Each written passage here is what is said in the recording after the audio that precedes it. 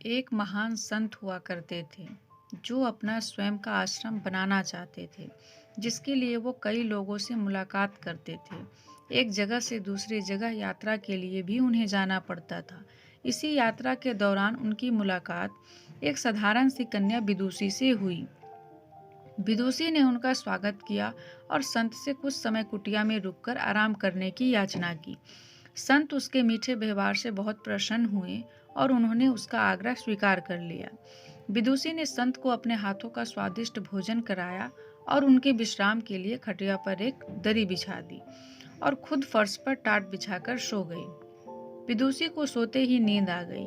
उसके चेहरे के भाव से पता चल रहा था कि विदुषी चैन की सुखद नींद ले रही है। उधर संत को खाट पर नींद नहीं आ रही थी। उन्हें मोटे नरम गद्दे की आदत थी जो उन्हें दान में मिला था। वो रात भर विदुषी का सोच रहे थे कि वो कैसे इस कठोर जमीन पर इतने चैन से सो सकती है। दूसरे दिन सवेरे होते ही संत ने विदुषी से पूछा कि तुम कैसे इस कठोर धरा पर इतने चैन से सो रही थी। तब उसने बड़ी सरलता से उत्तर दिया, हे गुरुदेव, मेरे लिए ये छोटी सी कुटिया एक महल के समान ही भव्य है। इसमें मेरे परिश्रम की महक है। अगर मुझे एक समय भी भोजन मिलता है तो मैं खुद को भाग्यशाली मानती हूँ।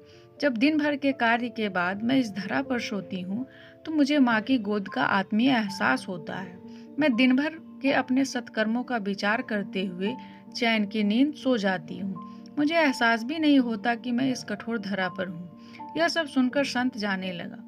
तब विदुषी ने पूछा, हे गुरुवर, क्या मैं भी आपके साथ आश्रम के लिए धन एकत्र करने चल सकती हूँ?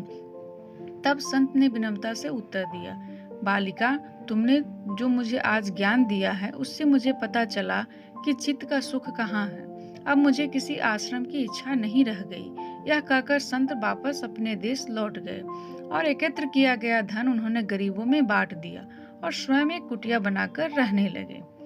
सीख, आत्म शांति एवं संतोष ही सुखी जीवन का रहस्य है। जब तक इंसान को संतोष नहीं मिलता वह जीवन की मोह माया में फंसा ही रहता है, और जो इस मोह माया में फंसता है उसे कभी चैन नहीं मिलता। जीवन का सुख संतोष में है। अगर मनुष्य जो है उसे स्वीकार कर ले और उसी में खुशियां तलाशे तो वो उसी क्षण सारे सुख का अनुभव कर लेता है। जिस तरह विदुषी एक वक्त के भोजन को ही अपना सौभाग्य मानती है और कठोर धरा पर भी चैन से सोती है, उसी कारण उसे जीव में सभी सुखों का अनुभव हुआ है। वहीं एक संत बैरागी होते हुए भी खाट पर चैन से नहीं सो पा रहा था, क्योंकि उसे अपने पास जो है उससे संतोष नहीं था। जिस दिन उसने यह सत्य स्वीकार कर लिया, उसे एक कुटिया में भी अपार शांति का अनुभव होने लगेगा।